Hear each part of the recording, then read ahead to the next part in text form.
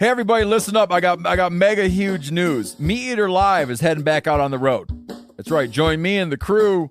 Clay Newcomb, Cal, Yanni, Spencer's going to be there. Phil the Engineer's going to be there.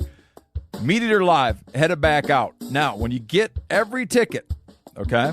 Every ticket you buy, you get a signed copy of our new Meat Eater Outdoor Cookbook. This tour is celebrating the release of the book. Buy a ticket, get a signed copy, Meat Eater Outdoor Cookbook, wild game recipes for the grill, smoker, camp stove, and campfire, which I'll point out is a $38 value. Here's where we're going to go. April 23rd, the Mesa Art Center in Mesa, Arizona. April 24, the Balboa Theater in San Diego. April 25, the Grove in Anaheim, California. April 27, the Crest Theater in Sacramento. April 29, the Union in Salt Lake City. April 30, the Egyptian in Boise. May 1, the Wilma Theater in Missoula. May 2, the Bing Crosby Theater in Spokane, Washington. May 4, Revolution Hall in Portland, Oregon. And May 5, the last day of the tour, Pantages Theater in Tacoma, Washington. For tickets and more information, visit the events page at themeateater.com. Hope to see you at the show. Hey, this is Tyler Jones, and you're listening to the Element Podcast.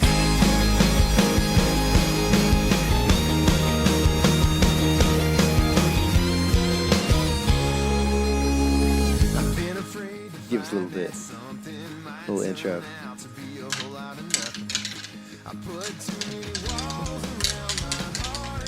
And there ain't no deer coming. Resolutions. Resolutions are coming. It's the new year. What's happening, my woods people? I'm sitting here. We actually haven't done a podcast up here in a long time, but we're in the upstairs area of my house. The Bad Fellas Studio? Bad Fellas Studio. Man. You're listening to KC Smith. What's happening, dude? Oh, just rubbing my belly, man. I feel like we podcast a lot post-meal, and I sound like a fatty, which is how I feel right now, to be honest. Let's just jump right into it right now. Deer season takes a toll on my body. Dude, is that why you're rubbing your belly? Yes, it's rough. Like I've got a belly right now, man. But I don't feel like in that bad a shape. Because, I can climb a tree and walk a mile. Yeah, I can walk a mile with 50, 60 pounds of crap on my back. Holy smokes, dude. Woo. But, I'm not, canyon ready right now. No, not canyon ready, not mountain ready, really. I did run yesterday. Pretty good. Yeah, you're doing better than me at that running thing. Well, right now, okay, so you remember, cold too. Do you remember we went to Colorado and I had that issue with my heel? Yeah. Ended up being Hagelin syndrome. Uh-huh. It's like a heel spur or something, okay? Okay. Well, the only good pair of running shoes I have are the ones that, seriously irritate and make that flame up. So, right now, I don't have any running shoes particularly, which is a good excuse really to not good run. excuse. Yes. Yeah. No, it's a good one, though. Yeah, I'm sure I could probably run in my old running shoes or these. Yeah. Which, I don't know if you looked at the soles of these, but they're pretty much slick. Dude, yeah. Do you need to run in them? Oh, I know it. You could skate. Oh. You wouldn't even get in shape. Don't even have any cardio. All the skaters out there are like, whatever, dude. Yeah, she said, see you later, boy. You had a crush on her, didn't you? No, actually, I never was an Avril guy too much. She was cool, but I don't know. An Avril guy, huh? Yeah. I stayed hung up on Britney Spears for a long time. Yeah. For a long time. Yeah, I was hung up on Britney. She's hot stuff, man. Yeah. For sure. Anyways. Yeah, we could go do a whole podcast on this. On our teenage crushes or preteen crushes. We might have to do that sometime. Is there a way we could relate that to hunting in the least, just unachievable goals. You have this goal. This goal of taking T-Swift out on a date and it never happens, right? And it's just kind of like killing deer on public land. It's we're going to hold out for a 4-year-old. That's right. Well, you're never getting married either. That's it. Oh my gosh. This is going all over the place, but I love it. Yeah. It's been a while since we did a podcast, the holidays, and New year, just everything has gotten, I'm sure everybody understands and has been just as busy as we are.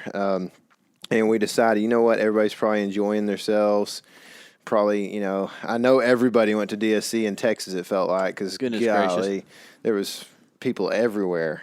But yeah, so kind of what we wanted to do was get back in touch. We have, towards the end of the season there, we were struggling mentally and probably physically. I'm still not over it, to be honest. Yeah. I feel mentally drained right now. I think about trying to be productive other than okay, so I can get up and go to work and do that, right? Mm-hmm. But trying to do extra right now, it just doesn't want to come out of me. Yeah. It's rough, and I need to snap out of that. But oh man. Well, I mean, there's just we had a rough season at the end of the year there, just trying to grind it out and everything, and okay, I'm glad that's what was happening because I couldn't tell what you were about to do. It is hot in here. Yeah, it's the vents are on up here and the heat is rising.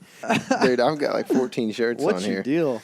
So I guess my point here is that we were kind of uninspired to do a podcast recently. We were kind of like, well, what are we going to even talk about? And just within the last probably 4 or 5 days, we've both been like, you know what, we need to get back on the headphones and do this thing because we got a lot to talk about. So that's what we're doing. And I think the first thing that I had an idea to talk about was, you know what, Christmas just happened. And what do you do at Christmas? You get presents that you hunt and fish with. And it's like if it's a hunting present, it's kind of too late almost. But we did get to put some use on some of our presents recently. Mm-hmm. And I know I've got a piece of gear that is sweet that I like. But your wife reached out to me and was like, hey, does KC want any of these right here? And you got some boots. Oh. And what do you think about them, man? I've got those Lacrosse Alpha Burley Pro 800 grain Thinsilates. And dang, that's a long it's a big description. So the funny thing about KC is that I know my tech and stuff I want. Okay, yeah. You got the ZZX 4300. That's it, man. I know all the deets, and so whenever I open those up, I was like, oh no way! I've literally tried those on in the store 5 times. Okay, really? Yeah, I could never talk myself into buying them, just because you and I had talked, and we didn't know how great that boot would be for walking as far as we do on public land, and it's got some ups and downs. I mean, pluses and minuses. I'm not going to say it's the perfect boot or anything, but overall, I'm glad I have them. The pluses being the fact that my feet are definitely not wet. I have waterproof boots before this, but they're a leather kind of hunt hiker kind of thing. And if you step in the water for a lot, it'll finally soak through. It just weren't great. But these boots, I mean, of course, they're a rubber boot to keep you dry. It made it a whole lot easier if you remember doing the kayak thing. See, that was the first hunt we did with them, yeah, right? First hunt I wore them. Yeah, and we had a ton of rain, and we've been talking, if you've been listening, we've talked about several times we've had to use a kayak for entry, which, I mean, there are probably other ways. There are definitely other ways to enter, but this was the most foolproof on a certain wind, and for a lot of reasons. And so when it rained, the edges of that bank got super slick. And we kind of ended up where we were taking the kayak and launching it basically was in a little side drainage into the actual creek or whatever. And so I was having to load stuff in after you got over there and then shoot it across to you and pull it back on a rope.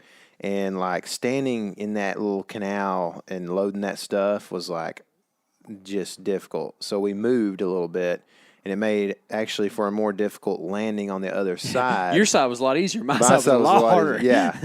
So I gave you the hard side that time, but once you got over there, you really tested that boot out. Yeah, I did. And getting out of the kayak even, I pretty much had to step in the water, which went pretty well because I learned on that, it was super slick. That mud just turned to grease pretty much on the banks. But as soon as you got down in the water, the old shelf or whatever. The old shelf from the low water mark was pretty solid, and it made it a whole lot easier to work that way. So yeah, like you kind of just slipped down in there and you were like a foot deep before you knew it. And we looked at each other. We're like, hey, I'm rubber glad boots. I had those on. Yeah, but so of course, rubber boots are waterproof, and we've hammered that home. But the walking in them, like in long distances, That was because our concern. you know what? I got those on the 25th, right? And after that, there's 2 weeks left in the season. I guarantee you, I put between 12 and 15 miles in those boots in that last little bit because of how many hanging hunts we did, late season. And I mean, they're like probably a 9 out of 10 for walking. Really? Yeah, I was really impressed. Of course, they don't have ankle support, which it's kind of a given, right? They're a rubber boot, right? Okay, but my other thing is that I have a narrow foot. So there's a lot of room side to side in there for me, and I could feel it moving around a little bit. But I mean, that one day, we went like a 3-mile round trip, and I didn't get a blister or anything. Like they never even felt uncomfortable. So it was Are they lined with like a little like micro fleece looking deal or yeah, it's like a kind of like a micro grid backing or something. I don't really know what it is, but real soft and smooth. Yeah, it's soft and smooth, so it makes it real easy to get your foot in and out of it. And I think that most people would fit pretty not snug, but like they'd fit really well. I have super skinny ankles, so like they kind of just wallow around in general. It's not the boot's fault; it's my fault for being a genetic inferiority. But yeah, but dude, I've seen some people with some little ankles. Here I am, and they're usually athletic, dude. Yeah, that was not me. But they're size 11s, which I wear 11 usually in a boot, and it's a little bit big on my foot. But you're not Irish, are you? A little bit actually. Okay? Yeah, Pop's side is Irish, man. That's why he's short. But and jovial. Yeah, and jovial. Yeah. But anyways, with a thicker sock, it was perfect. Yeah. And I mean, they kept my feet super warm, like way warmer than my hunt hikers did, which were also lacrosses. But dude, on those 2 Arctic days we had, everything I had froze. It didn't matter if it was in a boot or not. Yeah, that was rough. But I can't believe you spent that whole day out there. That was stupid. You didn't go in. You didn't go to the truck and warm up. Nothing. It was cold, dude. Yeah, it's kind of like it's pretty cold for like other states too. I think so. I mean, what the high that day was 23. I saw it 24 on the way over to, which was the hottest part of the day. Yeah. Hottest.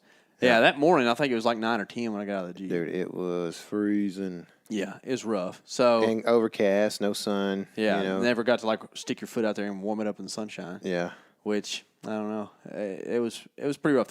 Dude, when you brought me those hot hands, it saved me. Changed the game? Yeah. Because I'd been able to make it. I'll tough things out and get frostbite or whatever. But it made it a lot more enjoyable. Well, so nothing on no blisters, anything like that. No. So the boot is effective for a public land hunter, you think? I'd say, yeah. I'd suggest people to get a pair. Now, it's going to be up to you to.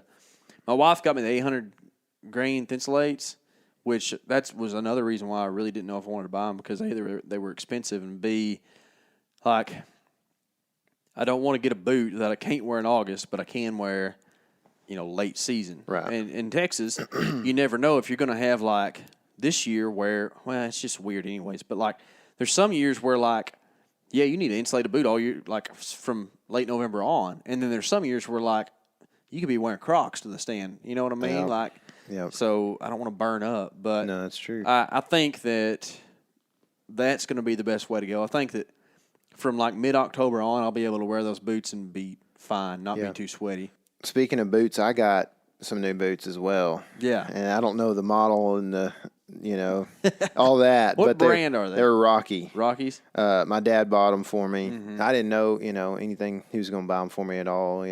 I typically am surprised when I get presents, and I like it that way. Yeah. But they had 1,000-gram Thinsilet in them, and I wear a size 14, and they are gigantic footwears, dude. Dude, I thought you had 3 kayaks when you're coming across the Dude, I am telling you, man.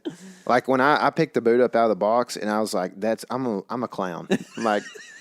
What is that right there, dude? Yeah. And they're just the biggest boot. I mean, because 14 is a pretty good size shoe anyway, and then you throw 1,000 grams of thin slid on it, and it's going to be a pretty big boot. Mm-hmm. And they go up pretty high. Like I don't know what the the height is on them, but I would imagine it's like a 10-inch or so. I mean, it's pretty high. But one thing I really like about them is they are lace ups. Mm-hmm. They're waterproof, pretty high because of how high the boot is. And but they're lace ups, but they only have like 4 hooks. Mm-hmm. So like on that long boot, they've only got like 4 hooks, mm-hmm. and like it takes no time at all. And they're heavy. But I walk some long distances in them, mm-hmm. or not long, but somewhat, like decent distance, 2/3 of a mile in, 2/3 out or whatever. And, never noticed them like weighing me down or anything. Yeah. Like I just took my time. Mm-hmm. And this time of year, it's not 85 degrees when you're going to the stand either. Mm-hmm. So a little less wear on you, and sweat and everything. Yeah. But man, I think that might be an overhyped stat. The weight of your footwear. And I get now. There's probably people like, why, but like for instance, if you go to Colorado and you're walking 10 or 12 miles a day, I like having a light boot. But like walking to the deer stand, even on for public land guys like us, you got 40 or 50 pounds of stuff on your back if you're filming in the stand. Mm. So what's the little bit extra weight on your boots? I'm with you. Like those rubber boots I got are heavy. Yeah. I didn't notice it. Yeah, I never did. And I don't know. Like when you're public land whitetail hunting, hanging hunt stuff, you're walking, a mile and a half or whatever, probably max, maybe a little bit more or whatever. And then you sit down for like 3 or 4 hours mm-hmm. at least before you have to walk anymore. Mm-hmm. So it's not really like you're walking forever. Oh yeah. And at a time. And so, like, I'm with you, man. Like, I think that maybe it is a little bit overhyped, But they were warm. Like, my feet, I hunted some cold days. Like, I hunted before you hunted that Arctic day. I hunted some pretty, I hunted a couple that were like 34-degree high days. Mm-hmm. And my feet did not get cold at all. I got cold. The one time my feet got cold was the day I met you with the hot hands. Mm-hmm. And they weren't even that cold. But they, it was kind of one of those deals where, like, at the end of the afternoon when we were getting out, I'm like, man, my feet are about ready to get warmed up. But it was like they've been colder on less cold days in the other boots that I've been wearing. Yeah. Which I like those boots too. They're absolutely not cold weather boots. Mm-hmm. But well, it's good now. Like you've got a boot for each season now. Right. Pretty much. Uh-huh. I still have a void I need to fill for my early season, and before. But you can probably. The thing is that your heavyweight boots and like high performance boots like that are going to be pretty expensive. But like in the early season, if your feet get wet, it might not really be a big deal here in Texas. Yeah. You know what I'm saying? So like nice. You could probably get some pretty on the cheap. Yeah. Well, you used to wear those Magellans all the time, right? Columbias. Yeah. And dude, you love those. I've worn 2 or 3 different pairs of Columbias, and my favorite footwear. Yeah, it's most comfortable. I put those boots. The first time I ever wore them was on an elk hunt, and never even came close to getting a hot spot or blister or anything on my feet. Yeah, I mean they're just super comfortable right out of the box. And then I had some to just wear around, like brown ones, kind of the old sporty guys or whatever back in the day. Yeah. So yeah, I like them. But the one thing I did notice about those Rocky boots that I have. So in 2015, the trip that I killed Jack on, Justin was with me. Mm-hmm. Justin Wright. Episode what? Shoot, been a while, 36. Like 21 or something. Is that long ago? I think. Look it up. Dealing with a loss. Yeah. So Justin Wright, good buddy of mine, we do wedding films together, and we hunted and filmed in 2015, and a lot of that footage you see in 2015 from the Jack film is shot by him. So anyway, Justin, let's see, on the way up there, was it 21? Mm-hmm. Dude, I nailed it. So On the way up there, it started snowing, and like from Oklahoma City on, we were going like 45 max, down the interstate. We get there, everything is just cold and icy. So the next morning, we're going into a property that is like cattle graze land, and it's about a 2/3 mile walk in, but it's up and down, a lot of like vertical, pretty hilly stuff, and all like they got ice. They didn't get snow really, so they got like the sleet type stuff. And we're walking in, and it is slick as ice. It is so slick. And I forget what boots I had on, but nothing special. And I was slipping around a little bit, but I was making it, And dude, Justin could not walk. I'm talking. It was the most perplexing thing I've ever experienced. Like. He couldn't walk. I mean, it took us forever to get to the stand, and he fell and stuff. And I'm like, is this guy like? I thought he was a pretty good athlete in high school, And so anyway, we went through that, and then later that morning we went and checked some stuff. He was still sliding around. He slid around for like 4 days until it finally melted off. We finally got above freezing, but. I think he had Rocky boots. I may have to. Yeah. I'm gonna have to, fact check that. But like, anyway, my point is, it all came back to me when the other day I'm walking in and it was kind of a muddy day and kind of got my boots a little bit wet or whatever.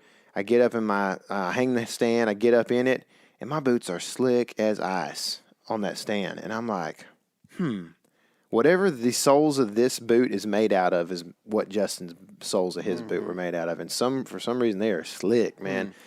Yeah. And I mean, it wasn't like him on ice necessarily, but I mean, I could definitely feel him slide around while I was in the stand and stuff. It's kind of if we ever run into that again, like with the ice thing, pull a little something from our fly fishing world and get some of those little aluminum studs. They go in the bottom of your boots. You can put that in one of your lugs on your boots, and it doesn't affect anything, but it give you some traction. Might not be a bad idea. Oh, for sure, man, for sure. I really just plan on tagging out before we hit ice. I would really prefer that forever. Cody Beaver style. Yes. So I don't think he's ever hunted in a below 40 situation. Yeah, man. If we could trade like the cold weather for like some more early season, I'd be down with that. Yeah, I totally. Yeah, totally down. Even though it's like super hot and you got to fight mosquitoes, I'd rather do that than the really cold. Really? Yeah. I don't think I would. I hate you do wig out mosquitoes worse than me. I hate mosquitoes, dude. You're like a boar hog. Well, I got so used to them down south when I worked down there. I mean, is get bit by mosquitoes or move. Those are your only two options. So move. That's what I do. Well, I moved back home, so yeah, it makes sense. Oh, okay. Pretty much I thought you were talking about like move. No, like move, like get out of town. Yeah. Well. Yeah. That's what you did. What about? Did you get anything else? The only other thing that like I'm really excited to put to use because I haven't got to yet is my new skinning knife. Yeah. I got a Havilon. You might get to use that this weekend. I know. I'm going to knock on wood here, but I'm going to bet that I do get to skin a deer this weekend. That's good. So, yeah, but I'm excited about that. Haven't got to put it to use, but I guess that's about it. Did you get anything else? I got a jacket, a scree jacket, and it's SKRE for those who haven't seen them. It's just like camo brand, I guess. But it's called like the Ultra Down Lightweight, I think is what it is. Ultra Down. I don't know. Is Ultra Down a synthetic or is that like a souped up goose? I mean, it's real down from what I can tell. Is? Like the feathers come out of it and stuff. Oh. I mean, so just like a normal down, you know. So I don't know if it's like if there's like such a thing as ultra down or if it's an ultra down jacket. You know what I mean? So anyway, I love it. It's a puffy. It's a lightweight puffy, and it is lightweight. I couldn't tell you how much it weighs, but it's like a half pound maybe, dude. It is so light. And let's see. It packs up like a 20-ounce bottle pretty dude, much. Yeah. It's like just a tiny little, it's got a stuff sack, you know, and like you spend like 45 seconds stuffing this thing into the bag and you put it in your backpack. It's perfect. You don't want to hike in it. or walk to your stand in it really, because I tried that and sweated. And I mean, like immediately, it is a warm jacket. And like, I'm a little bit like skeptical on like people that are like, oh, this is the best, this piece of gear, you're so warm, you like people kind of, I think, overemphasize stuff like that sometimes. But I mean, for real, this jacket is a warm sucker. And today I went out and filmed some big old blue cats being caught. And I was out there. I had on a T-shirt. That's a very thin little thermal. It's more of just like a style thing that I got for Christmas. It's not like a real thermal. And then I had my thin little like H&M red sweatshirt on, real thin, and then that puffy over the top. And it was like 43, and I'm out on the middle of a 40,000 acre lake, and it's it's not blowing bad, but when I got out there, it's probably close to 10 mile an hour.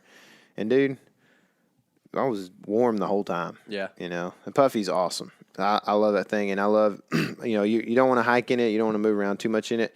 But as soon as you get where you're going, and it's probably, I don't know, it's probably not that durable.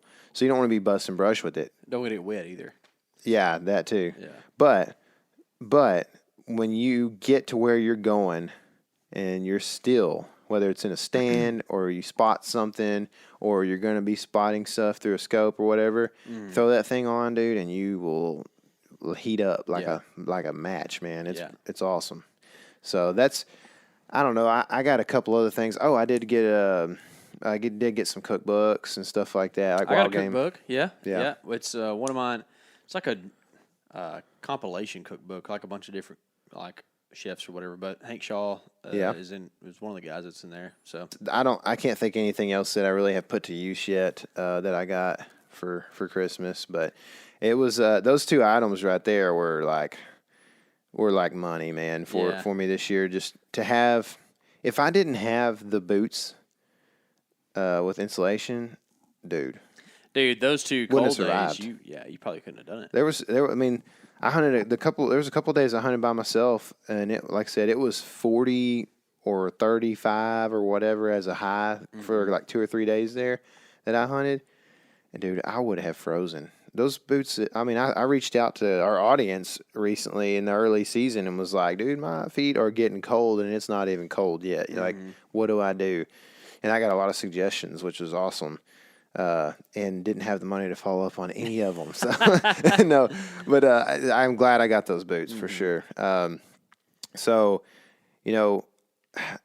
as far as the season goes, I kind of have like almost a relief that it's over a little bit. And it's not like I'm also like thinking about it like and because I start thinking about, I'm starting to like game plan in my mind like I've been doing for months, and then I realize, oh well, the season's over, and then I kind of get bummed out.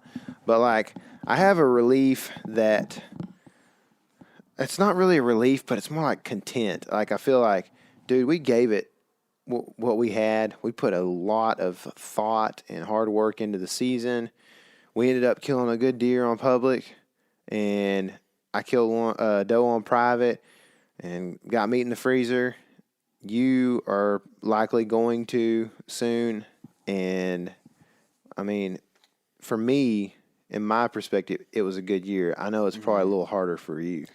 I mean, yes and no, because I know that at the end of the season, if I would have wanted to, I could have killed some deer. I passed one buck that was good, a good buck. Yeah.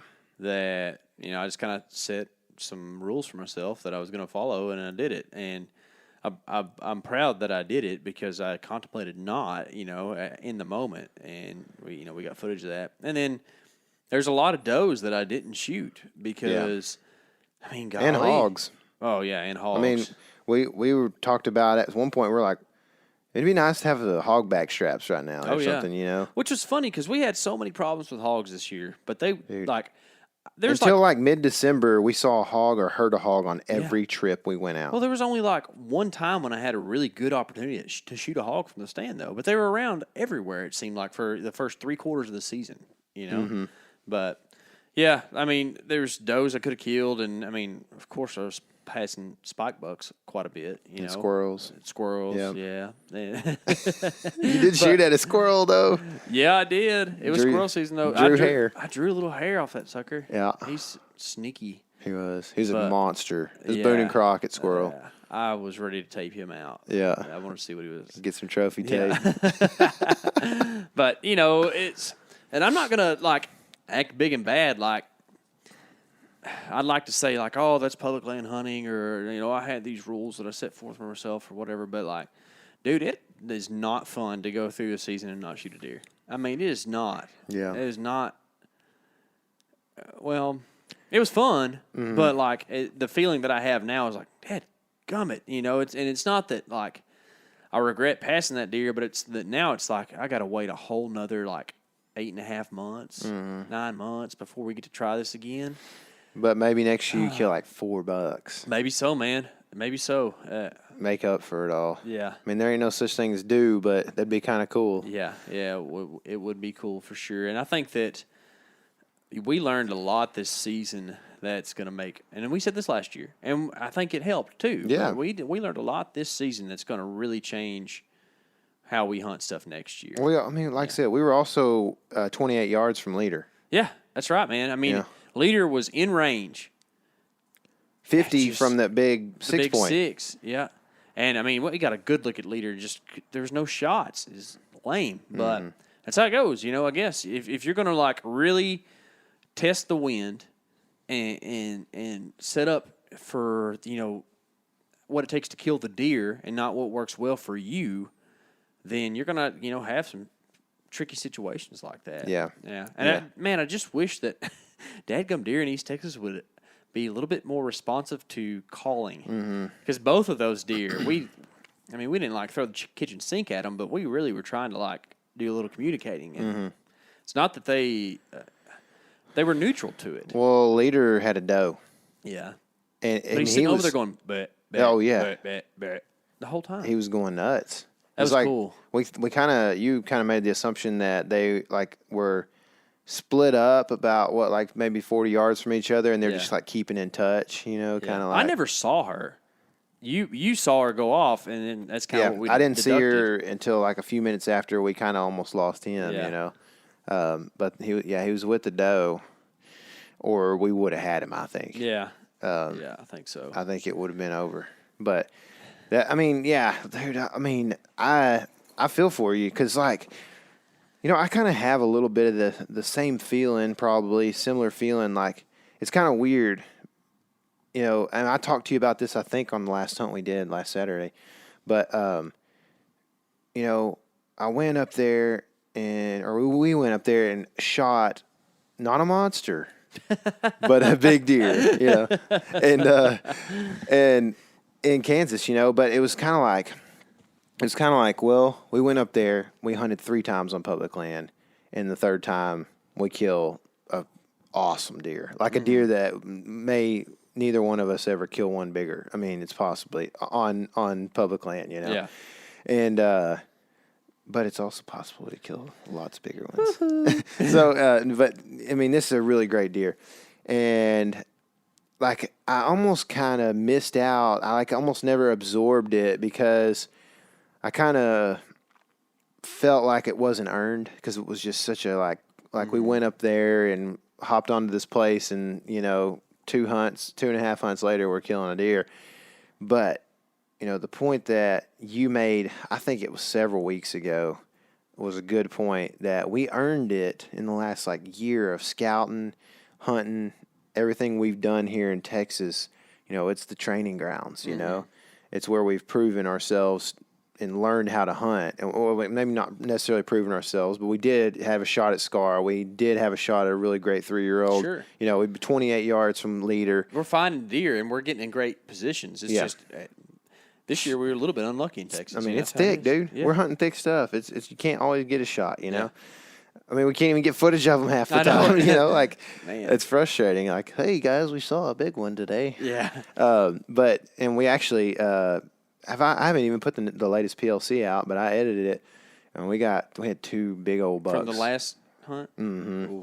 On the last ready to see that last hunt we did this year, we kind of went all out, and We ended up probably 200 yards or so from a couple of really nice deer, and we almost got it done too on a spike. Yeah. 2 spikes. Yeah, I was going to be ecstatic to shoot one of those too. You know, and okay, we've talked about this before, you and I. I don't know if we talked about it on the podcast or not, but like, I am not one of those people who says don't pass on the first day what you'd shoot on the last day. Yeah, me neither. That's a trophy hunter mentality, I think, because I definitely have a certain set of standards at the beginning of the year because we get 1 buck tag, okay? Yeah. But if you want to put some meat in the freezer on the last day of the season, there's nothing wrong with shooting a tasty little spike. Right. You know? But if I was to shoot him on October 18th, my season's over. Right. You know? Yeah. I ain't into that. No. I want to hunt. Dude, we learned stuff. Yeah. We got to see all kinds of crazy stuff, man. We saw wood ducks in the creek, man, right behind us. Beavers slapping their tails, you know. Like, Dude, that beaver would scare you every morning. dude, jump out the stand. Yeah. Dude, he was nuts. Yeah. But, okay, so kind of where you were going with that at the beginning, though, is like, you know, we proved ourselves here. Well, not proved ourselves, but Put in like the work. The proving grounds. Like, yeah, like we put in the work. We learned a ton. And if you can make it happen here, if you can find deer here, then you can take those skills and carry them elsewhere and have success. And that's exactly what we did. And I think that's part of why this season doesn't sting as bad as what it probably should because, like, I know that you shot the deer and it's your buck, but, like, I completely feel that that's my success, too. Oh, like, yeah, dude. It was just I mean, feel great about dude, it. you laid down the map scouting. And I mean, that's not just me blowing smoke. We talked about this, man. Like, I hate looking at maps on my phone. Like, I want to look at them on the biggest computer screen I can, you know? And, dude, you found the spot, and we went. And when we got there, we were like, this is awesome, you know? But that's why, like, it's not – I don't feel like this season for me was an unsuccessful season. Well, I was trying to say that I can still feel a little bit of what you're feeling, I think, because of that whole situation happened. And, I kind of, you know, made the statement about that we earned it still. Mm-hmm. But, like, I still wanted to kill a deer in Texas on public lands because, man, have we spent hours on Texas public lands. Yeah, and that's part of where, like, I kind of feel like a jerk because I passed a deer that I know you'd have been ecstatic to shoot. Well, I didn't bring my bows. That's my fault. That's true. You know? That's true, but you're laying down the footage up there for me. I was. But it was tough. Yeah, either way. All up in the sticks. You never saw a shooter with bow in hand on Texas public land this year, did you? No.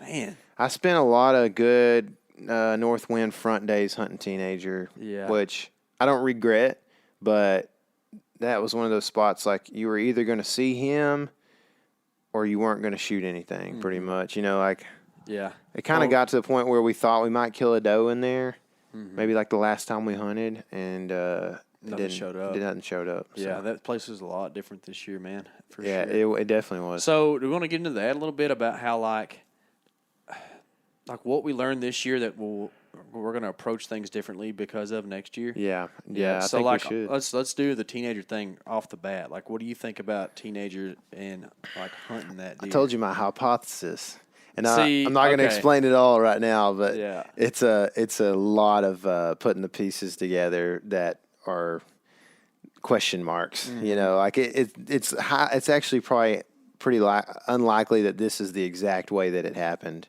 Not to say that teenager isn't dead. Yeah. But this is, I don't know. I've put a lot of clues together from like surrounding property owners and such, and then like camera surveillance we've done. I'm not sure that teenager's alive right now. Yeah. Because we haven't had a good picture of him since November. Well, maybe early December. Yeah. So, but, I mean, that's what this postseason scouting is going to be for, to see if he's still around. And if not, I'm sure there's still another good deer in that area. And the thing is, man, like this particular piece of property, we feel like where he would be in a pretty small area. Yeah. You know, relatively small area. But at the same time, we could be, like, understating some things on that. You know, like he could be breaking some boundaries that we wouldn't think he would do. Yeah. Well, I mean, and we had a lot of cameras out, but we didn't have any cameras like basically in a certain direction from that stand. And one of the cameras we had out was Dookie, so yeah, it was. Actually, he was on that camera. though. Was he? But I don't know. Oh, We that's don't know right. what date it was. Yeah, because it doesn't have dates. It's, oh my Golly. gosh, it's trash. Yeah. It's trash. By the way, I saw trail cameras for $25 at Walmart. Are they the Tascos or what are they? I think so. Yeah. They're like 6 megapixel. $25, dude. They can't beat it. We might have to do it. So anyway, my thoughts on him are, it's going to come down to if I can find him in postseason, then even if I don't find him in postseason, I'll probably still go in there and try to find him preseason or during October next year. Yeah.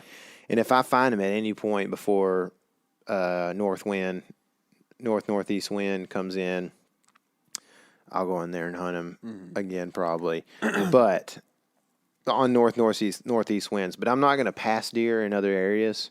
Yeah. That I mean, if it's a similar deer, and teenager's not going to score high, I don't think, unless he grows some trash, and stuff like that in the next couple of years. Like, he's not ever going to score that high, I don't think. But he's just a big frame, kind of gnarly looking. That's kind of deer. how Leader is too. Yeah. Leader's not going to score high, but he's just just tank and just heavy. Yeah, heavy. Got a little trash. Yeah, which I feel pretty confident saying that deer made it through the season because we have some pretty late pictures of him in the middle of the night. So we'll probably pick him back up in the postseason, I think, too. Dude, think about so he added to that trash this year from last year. Yeah, if we can get another 10 inches of trash, yeah, I know, dude. Dirty. But yeah, so the teenager thing over there, I feel like this year we find the sheds. Yes. No, let's say the 2017 season is what I'm saying. So the season we just wrapped up. I think that we should have, and I know this is your deer, and you're kind of calling shots over there. But looking back, I think we should have got a little more aggressive sometimes, and not. I mentioned that so passive, but we didn't have a good game plan of how to be aggressive. No, it's like if you're trying to get a date with a girl and you walk up to her and say, I like ketchup, real loud, she's going to be get away. It doesn't do any good to be aggressive if you don't have a plan that's going to work. But yeah, I mean, you're right. I think that he was betting to the direction that we don't have cameras. Okay, so that's the whole problem is that we failed to pick him up Often. preseason. Yes. Yeah. And we had because we wanted to do that. We wanted to get aggressive. It flooded out in there in August. Oh, that's right. And I went back to get the camera that wasn't working in there, or it was working, but only liked owls. Yeah, it was summer. Yeah, we were getting a ton of owls. It was summertime, and the deer just do not like moving when it's hot much, and they got everything to eat right there in their beds. And so we weren't seeing him where we saw him in the postseason there. And we weren't picking him up, and then it flooded out in August, bad timing. And I went in there, and mosquitoes were wild, raging. Dude. And yes, and so but You're itching right now. Just I am, dude. I'm scratching my back. So I had never seen them like that, but I thought I'm about to get snake bit. I was walking through 6 inches of water for the last 100 yards. I was going so slow, dude. And I also didn't want to go over the top of my boots, but yeah. I picked the camera up, and then we never got back in there until early November. And we picked him up on a day that I would have hunted if I didn't have to film a wedding. And I would have hunted there because it was a northeast wind, and it came in the middle of the day, and so did he. Man. Dude. I know. He came in at 2. But, that's the way it goes, dude. I mean, you're going to have that. But I think this summer we need to – okay, so let's take what we learned at Babylon and apply it to all the other areas, okay? Babylon, those deer in this summer were on a pretty good bed to feed pattern all summer. Yeah. Right? We were in their bedroom pretty much. Pretty much. Yeah. And then the gigantic acorn crop of 2017 happened and kind of messed things up. And I'm almost willing to bet that ain't going to happen 2 years in a row. Right. It could, but it probably won't. But we always have some acorns. Yeah, we always have some for sure. Yeah. But what I'm saying is those deer were out there eating forbs all summer long. munching down on forbs. Yep.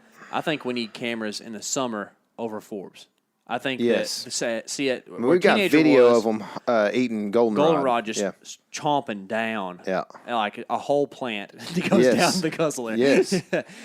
But at where we had teenager over there, that was like way down in kind of in the hardwoods. Yeah, ash stuff. Or I guess softwoods. Yeah, but in the woods, there's like not any food in there. Yeah. It's not a lot of reason for them to go there in summer when they're only moving like 50 yards in the day because it's so hot. You know what I mean? So I think that our camera strategy could really change for, that's a good point. Early season over there. I haven't thought about that. And another good thing to think about is, we found some shoe-marked oaks on that, like near where we hunted this year. That may not be a bad place to be hunting like October 10th. You know what I'm saying? For sure. Unfortunately, there's probably going to be some mosquitoes in there, but,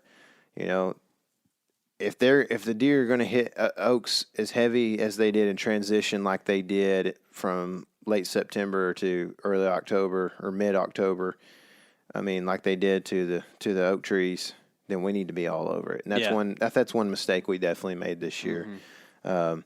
We had so much good surveillance in the summer, like we just could not pull ourselves away from the stand. And the very first hunt we hunted was an all-day sit in October. It was a beautiful cold front day for October, and we did not see a deer. Didn't see a deer. And we thought, well, that's just bad timing. They didn't come past us today. We'll do it again.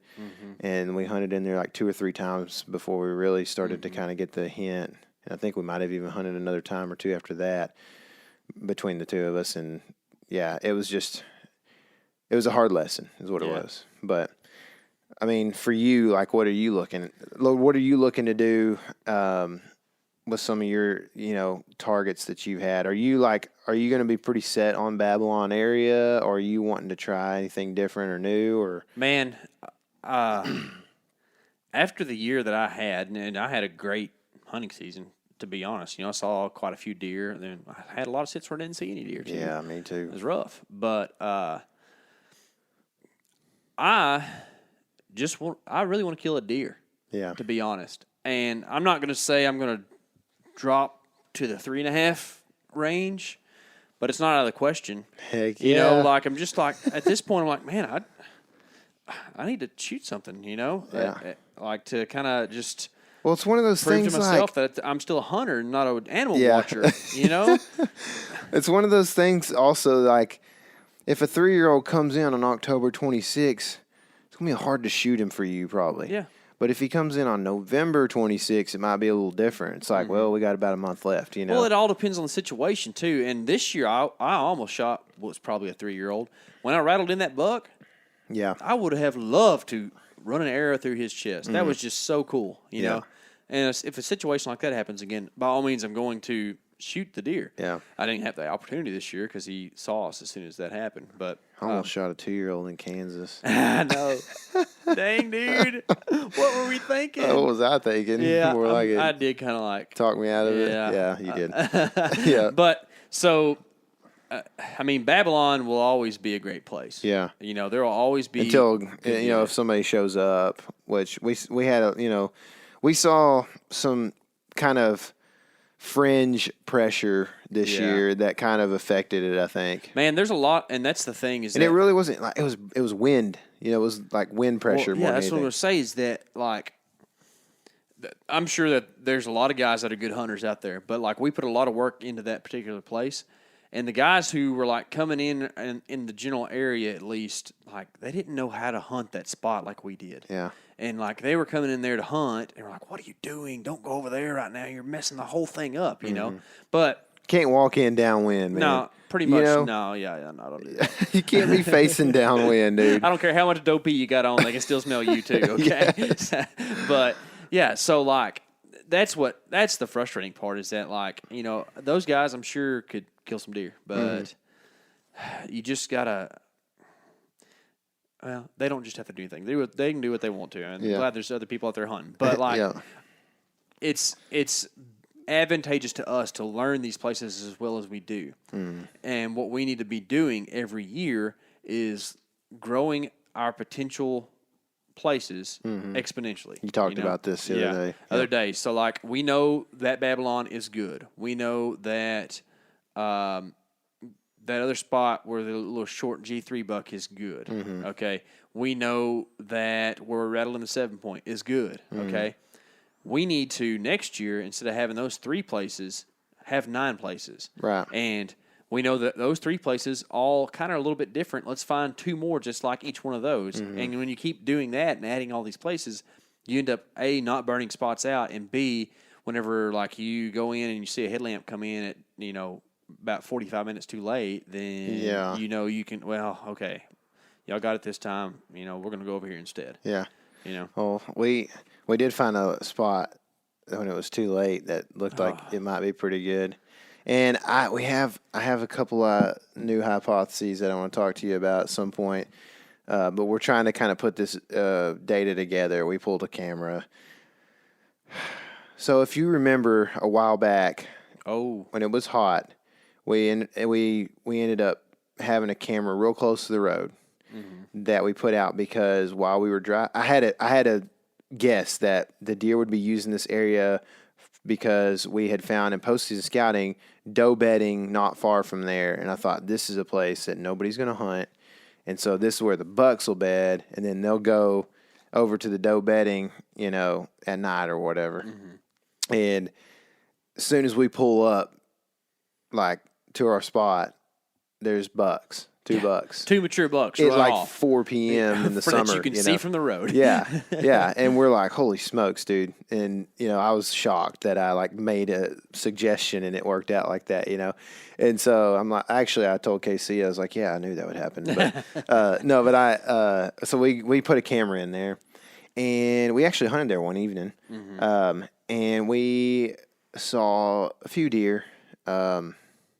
It was really kind of hard to put a pin on where they were coming through that area. I'm not sure that it was as bad a spot as it looked like on camera, but it was pretty dismal on camera. We had a couple of decent bucks, and then towards the end of that camera's residency, we saw a good buck come through, and cruising buck or whatever. I guess it's early November. And we decided, you know what? He came from this direction. I forgot that's why we did that. So let's move it down 300-400 yards. And we did that and set it up, I think November 22nd or 6th or something like that. 25th. It was 25th, I believe. Set it up in there. There's a picture of me on the 25th.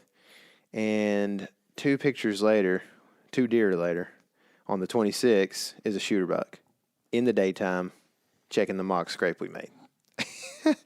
And it goes on and on and on. And we didn't check this camera. Back. We checked it on the 2nd of January. Dude, we were even dogging that camera. That's a stupid place. I ain't never going back there. We were because there were stands everywhere. Yeah, that camera was like our whipping boy over there pretty much. Dude, we found the travel corridor between, it's they run the gauntlet of stands, I think. And we found the travel corridor there where they I guess could get between stands. And the thing is, man, that could change, with one stand move from one of those, guys that are hunting in there, or somebody come in new next year or whatever. But it was cool to see, and it taught me a lot of things. And we're still trying to go through all this data, but there are several shooter bucks, and maybe the biggest buck that we have ever gotten on camera out That's there. Close, man. He's going to be right in there. Yeah. Really, really nice 10-point. So in the daytime, gummit. Twice in the daytime on the same day, once in the morning, once in the afternoon, just cruising through, hanging out. That means that either way, if we'd have hunted that day there, we'd have killed him. Both were killing times. One was 4 p.m., one was 8:30 a.m., right? I think 7:30 and 4:30 is what it was. Yeah. But you've been in the stand for sure both of those times. Oh, yeah, dude. Yeah. It was, dude.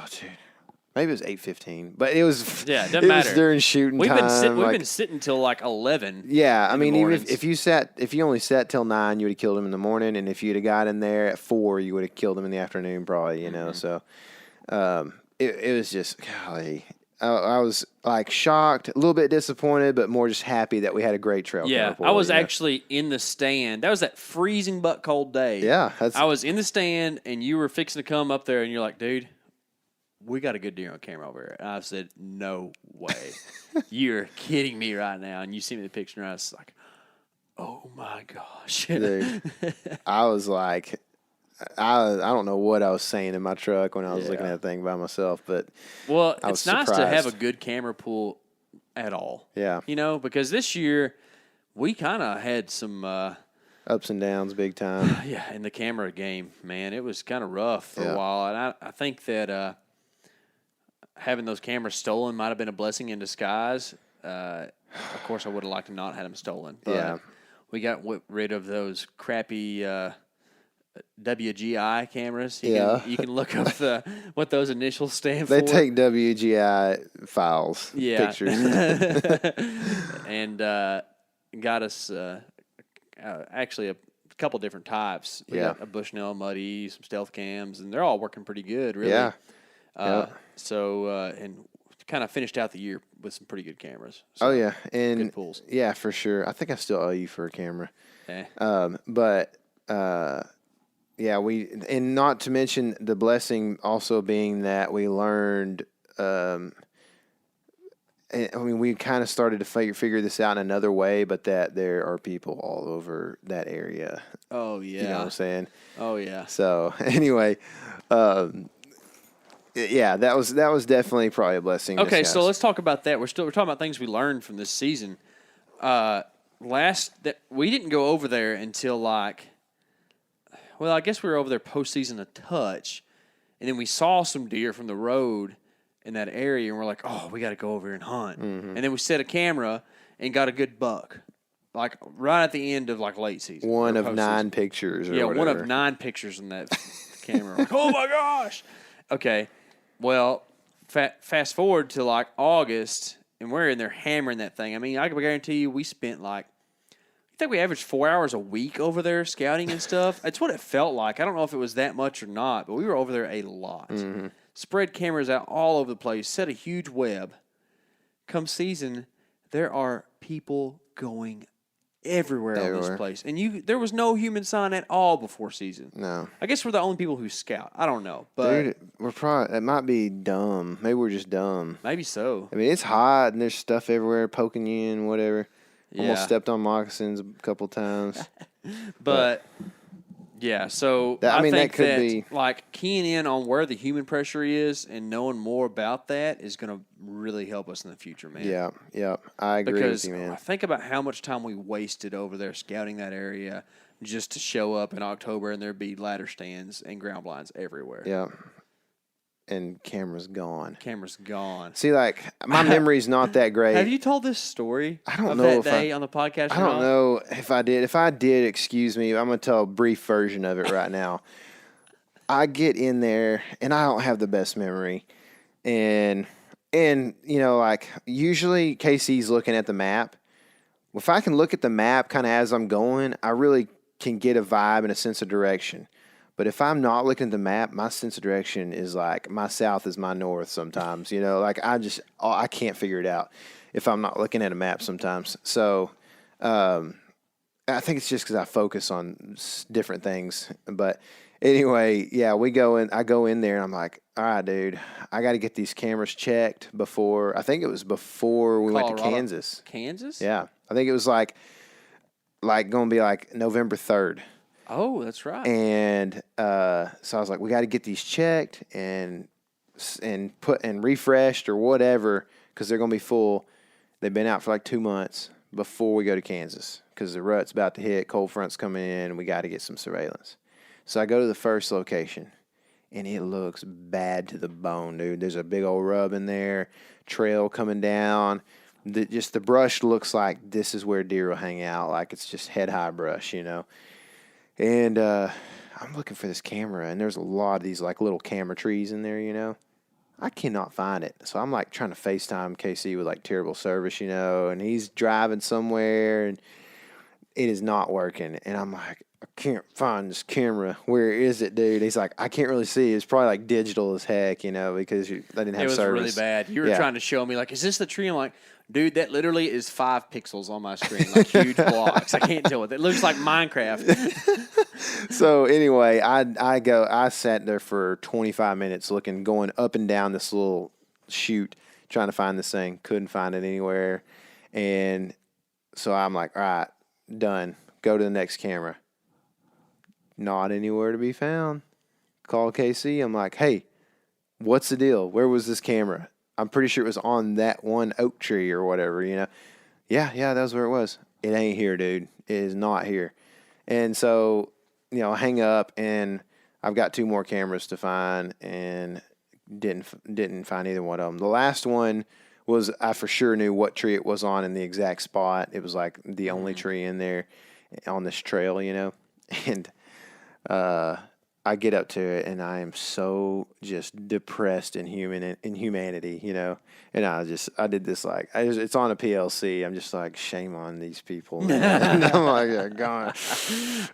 There is a tiny little bit of me that still wonders if you didn't like miss one of those cameras. It might be. I mean, we can go back. There were some that were stolen for sure. Yeah. But just because, like you talk about your memory sometimes not being all there.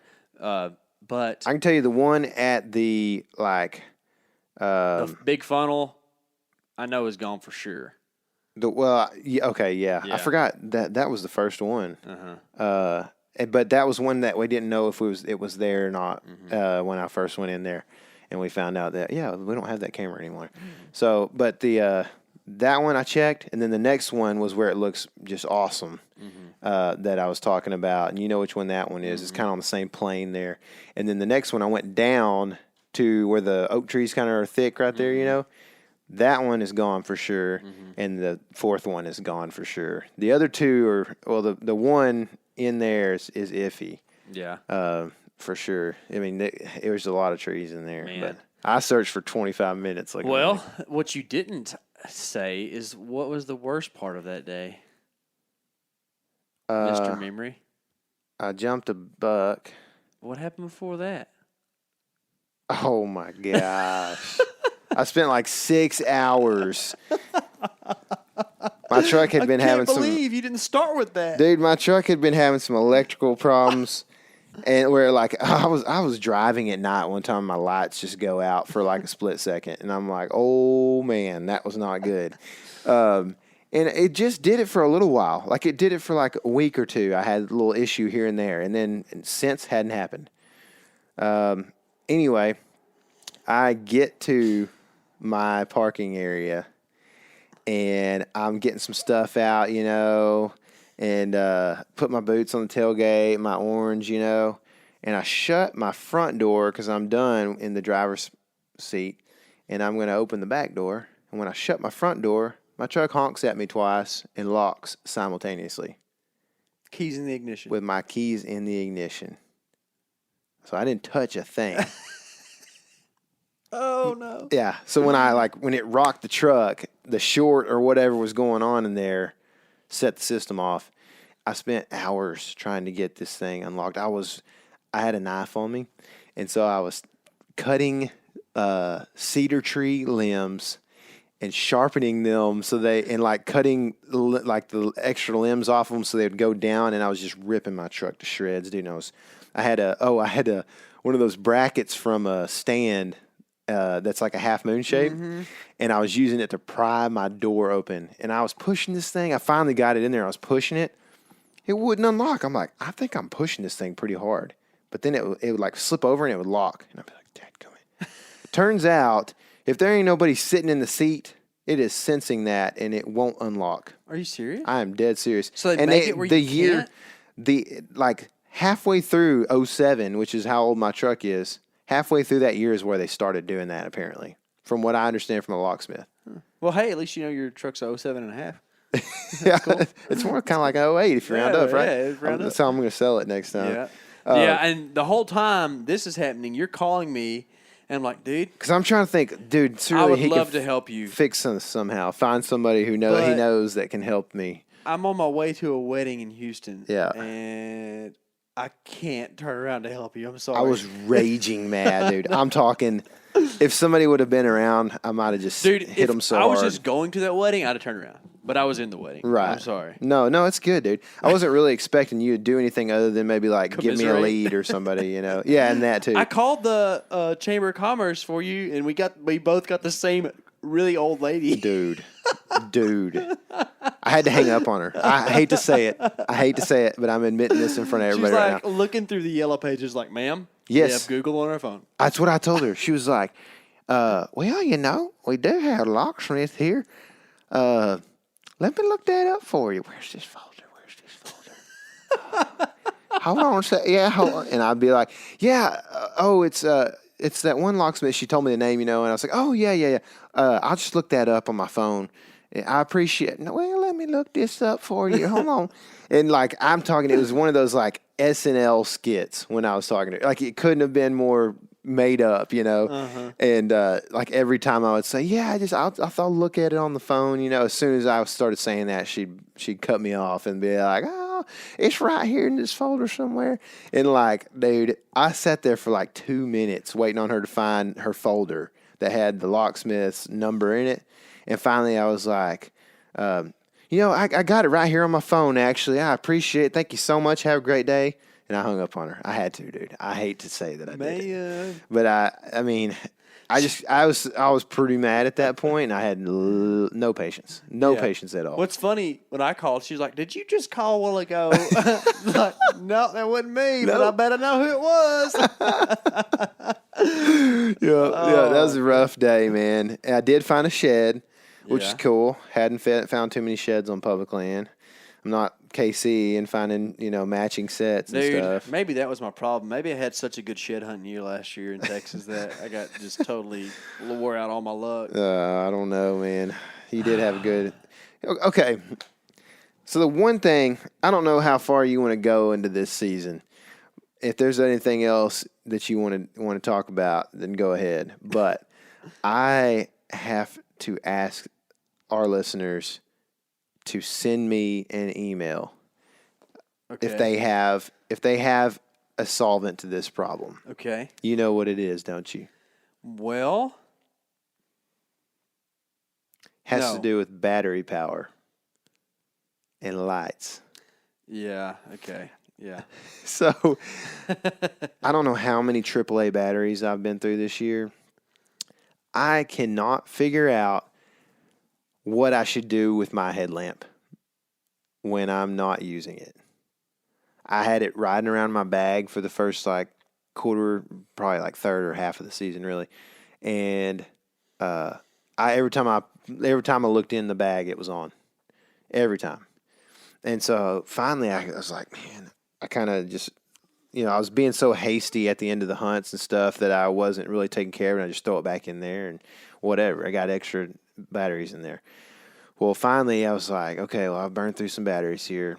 Let's see, what can I do? I put a D-clip on the back of my backpack, and then I clip the headlamp onto the D-clamp or the carabiner, whatever, and let it kind of dangle from my backpack or whatever. And so I put my backpack in one of these big totes or whatever, Rubbermaid totes or whatever, and that's what I keep it in.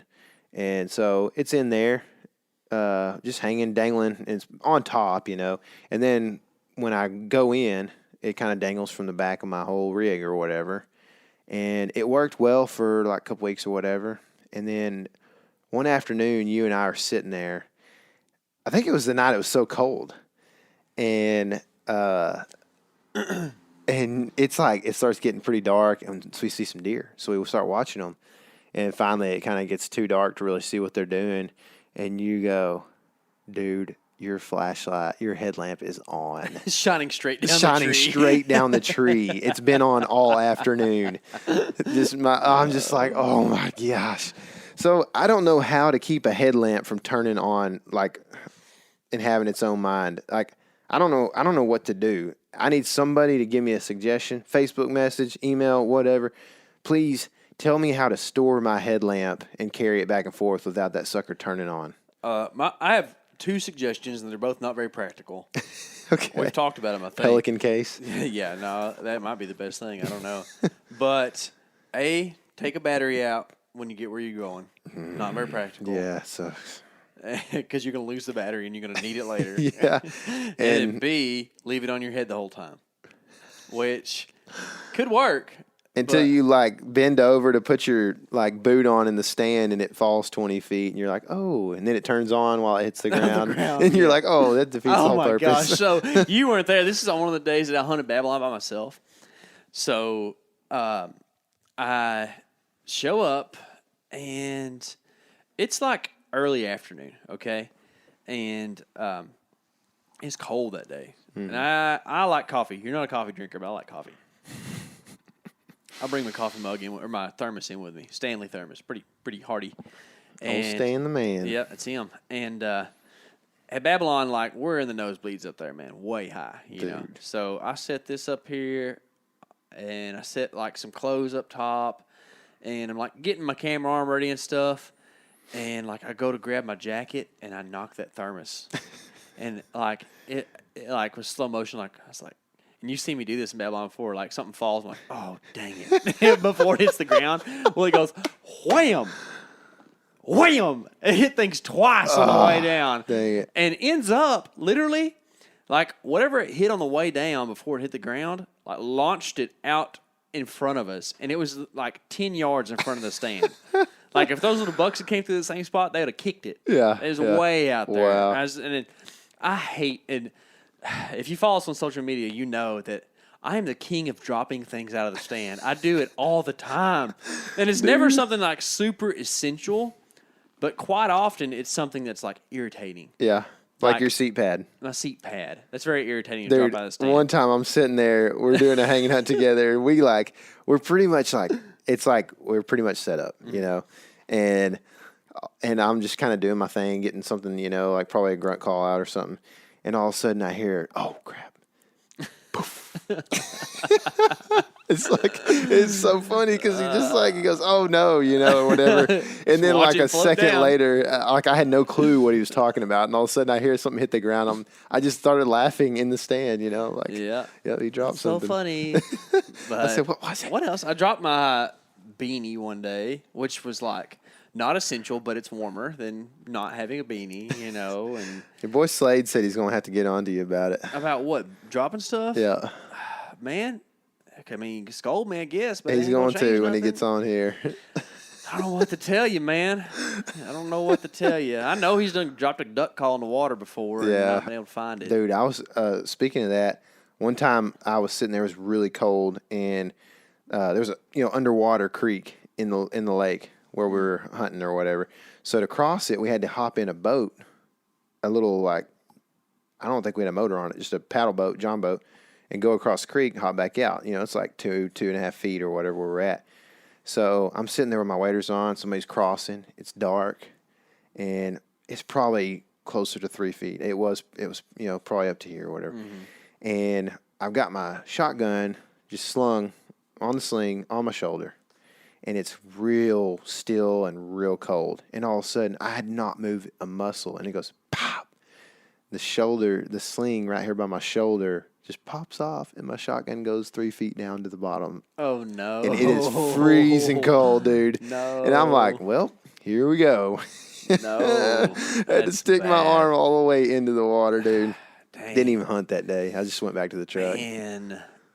Shoot, that's rough. We've all got a cold water story. You want to hear mine? I do. Okay, so in high school, one of my high school teachers, I was really good friends with, her husband was a game warden. And he took me and a couple of my friends on a doe hunt at like one of these ranches around here that had some lamps permits they needed to burn. Mm-hmm. Oh, let's take the kids, or whatever. Well, me and him and these other guys go up and meet with a game warden from the county north of us. And we're going to go out here to this ranch and hunt. Well, we hunt the first evening, nothing. We're like, okay, are y'all not running corn in these feeders or what? Like, nobody saw anything.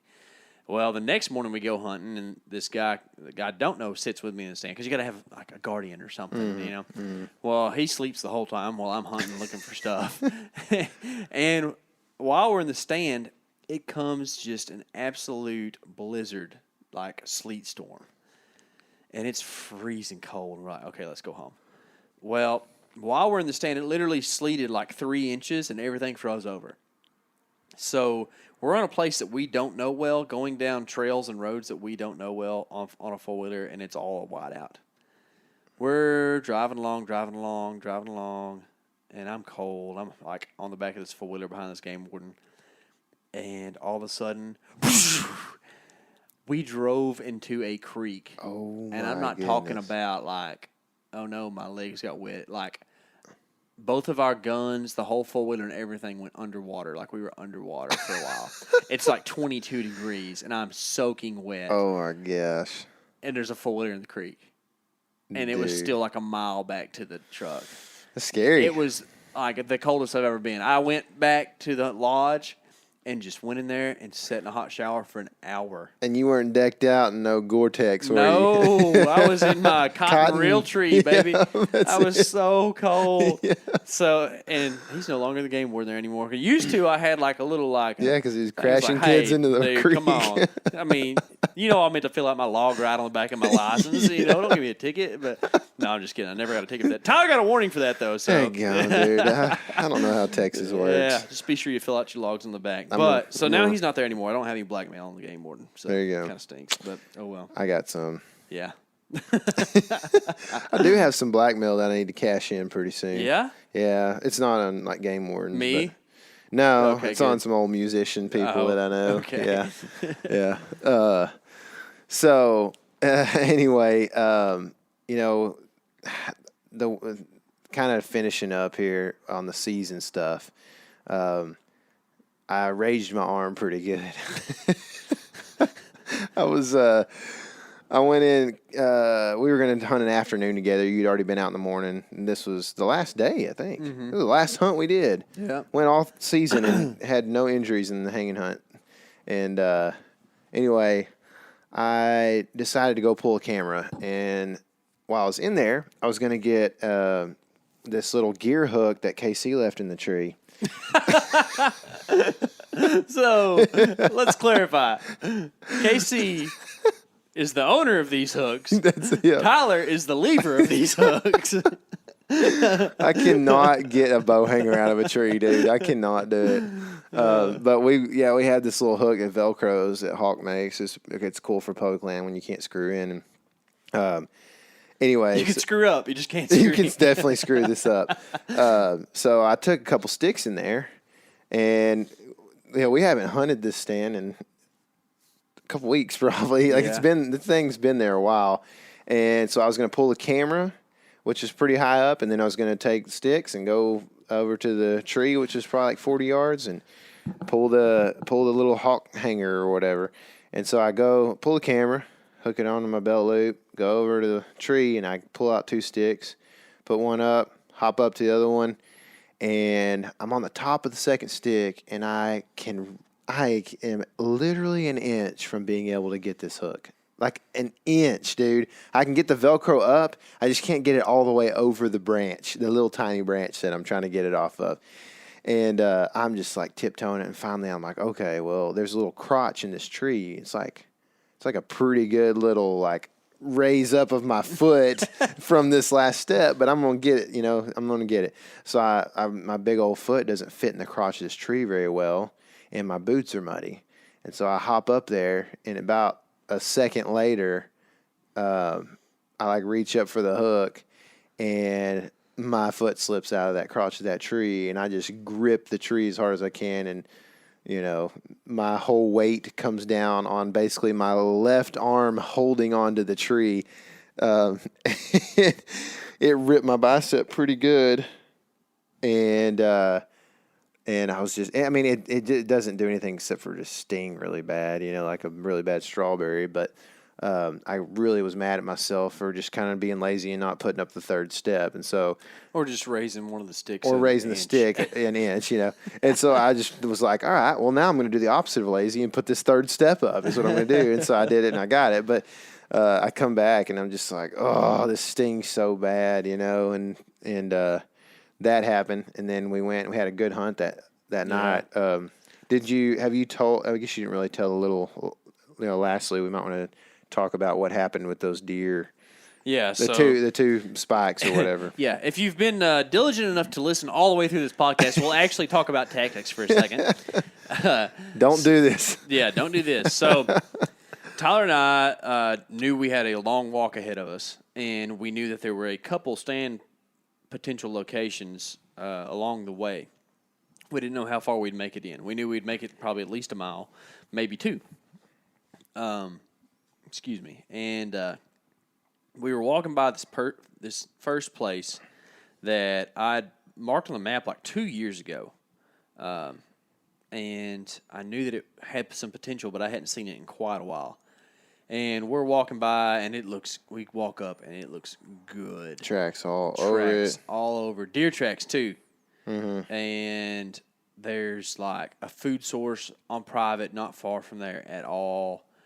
And it's just like, okay, man, this is going to have some potential. So Tyler is like dying because his backpack, like something with the straps or something was messed up and it's like hanging way down your back. It's not really built to carry heavy loads. And I decided, I had my normal load, and then I decided, well, because you had tied your stand onto your backpack like that morning or whatever, and we talked about it recently somewhere, and so I decided, well, I'll try to do that. So I bungeed mine on to my backpack, and it's got a waist belt, but it's not really that great, and it was not fitting good because the stand was pushing my camera into the small of my back, and then it was causing my whole pack to sit weird on my body. And your pack's a frameless pack. It's a frameless pack, and so anyway, it was crushing my shoulders pretty good. Yeah, and we had already been like a mile, or whatever. Yeah, and we're both kind of pretty sweated up because it's funny how your body adjusts. Like it was probably like what 51, 52. I think it was upper 50s. Okay, I believe. But still, it was supposed to be that day at least. That's like not hot. Yeah. But like for this time of year, it is. And we had on a little bit more clothes than what you'd wear, like in early season or whatever. But I had a T-shirt on. Yeah, but like we're still kind of sweating it up, because we're just not used to it being that hot, especially since the days before were like really cold. And so you're going to take your pack off while I look at the map. You lay your pack down, and I'm over here. I step over to the shade to look at my map, one, because it's cooler, and two, because you can actually see your phone in the daylight when you're in the shade. Yeah. Because it's hard to see outside. Anyways, I start looking at the map. I'm like, dude, I think we should stay here. And you're like, really? You try to like, not talk me out of it, but like, dude, don't change your plan, just because it's easier or something like that. Plan. Yeah, but at the same time, and that's when I told you, is like, hey, the plan has always been like, go in until we see what we think is the best option and stay. And we decided that there wasn't much sign of human pressure there, and there's a chance to encounter human pressure when we go further. Right. And also, I'm sitting there looking at a ton of tracks. Yeah. And ag. A place they're going to be some deer. Yeah. Like we knew when we hung, we're going to see deer tonight. Whether we get a shot or they're going to be close, that's a different matter. Right. Because we could see a long ways from where that spot was. Yeah. Well, so you pick up your pack, come over to me, and then we started a deliberation process of what tree we're going to hang in. And that took us a little while, and it didn't really hurt us, but it's just like sometimes we get a little over concerned with getting it perfect, But as thick as it is where we hunt sometimes, I feel like it is very important what tree you hang out of, And at that point, we thought that we were going to hunt deer that came from a certain direction, and 0 deer came from that direction. Yeah. So we were trying to find a tree from public, essentially. Yeah, from public to private. And deer do that sometime, but just not that day, apparently. Instead, they walk out directly downwind from us and just be merry. I don't understand how that was working, but we literally at one point had 20 deer directly downwind from us. At a decent distance, 100 to 200 yards, somewhere in there. And there's no telling. No problems. We couldn't see certain areas where there was probably even more deer, Yeah, but these deer start filtering out really early. Like, we got hung and saw deer. Yeah, it was quick. 3:30 when we finally kind of set down. We saw deer, and then a doe came out, and then they started filtering out. It was oh my gosh, dude, this is like what you see on TV, deer going to food. We never get this. But so these two little dinkers are right out here in front of us playing around. One's really blonde, and one's dark, and they're both spike bucks. One's a unicorn buck, and one is a short spike. and they're playing around fighting, like kind of bumping does, but not really knowing what they're doing, and they fight for off and on for like an hour or two. Yeah. And then like something spooks all the deer out of the pasture. We don't really know what, but they all run off, and then they kind of filter back out. And earlier I had grunted at these two little bucks to try to it's our last hunt. We're going to see like maybe they're like rut raging or something, and we'll come see what's going on. Yeah. Right. And they didn't do anything earlier. Well, they come back out and they're fighting a little bit, and all of a sudden like they just kind of meander our direction. And I'm telling like Casey like says something, and I'm like, dude, don't stop. Don't get excited yet. Don't say it. And then I told Tyler, I was like, listen. If they cross the fence in the public, I'm grabbing my bow. Mm-hmm. What do they do? Very quickly after that, they cross the fence. Yeah. And I'm like, oh, shoot. I get to grab my bow. And it's like pretty much coming down the trail. Yeah. There's no other way they're going to go. No. And it's also like getting crunch time. Like it's like 7 or 8 minutes left in shooting line. Yeah. And I get my bow. I even like hook onto my D-loop because I'm like, okay, if these things come, I mean, they're literally at like 45 yards. And if they get to 30 and I got a shot, I'm taking the shot. Mm-hmm. But they walk across, they take like 4 steps on public, and then they hit our scent trail. And the deer in the front locks it up. He never like spooks. He never like gets weird. He just sits there like, and you can see his muscles in his body kind of like tense and like leaning like, I don't want to go any further. You see him like their like legs look further out in front of them than what they should be. Mm-hmm. You know that like they're thinking about like, this is weird. Yeah. And then he takes like a hard left. Yeah. I'm like, what are you doing? And then the other buck comes in and takes a hard right, and they just kind of meander there for 5 or 6 minutes, and then smelling everything. Turn back around and go. They smelled right where I put the backpack down. Right where you put the backpack down, and that's not like your fault. Yeah, we didn't know we were going to hunt there. Yeah. And I mean, I would try not to do that. And we also decided that like if we'd have walked through there and never set the backpack down, probably would have been a different story. Yeah. But so. Because you start sweating on your back, man, All season long, we have not had any problems with ground scent. No. And that day should have been no different. Because, I mean, what we didn't do anything different except set the backpack down. Yeah. That's it. And I sweated on the way in a little bit. And throughout the year, walking in Texas, you're going to sweat on your back with a backpack on that's big and heavy. And that backpack just probably stinks. Probably. Probably so. And it sat there for a while. As opposed to me passing through. That's really all quick. it can be, man. Because we've had deer all over our ground scent, or where our ground scent should have been this season, and it's never been a problem. So I think that's what it had to be. But like I said, it's no fault of yours. I mean, we both took our backpacks off in that general area. It's just you happen to set yours down right where those deer walk through the trail. Yeah, and it just bit us in the butt. Dude, it did. We had it. I mean, it was crunch time, but we had the footage. We had the light, and we were gonna get a last minute kill. It was gonna be a 11th hour deal, you know. Yeah. But we didn't quite get it done. And I mean, but you've still got opportunity. So as far as like what's coming up next, as far as deer goes, so I've got a good friend, one of my best friends from college. We kind of have this tradition of going down to his family's ranch in the hill country and hunting and tagging on some does and doing a meat hunt and just getting together with the guys. It's always fun. And I really like doe hunts because, like, you take all the pressure off of, like, shooting a big deer and you just get to go and hunt.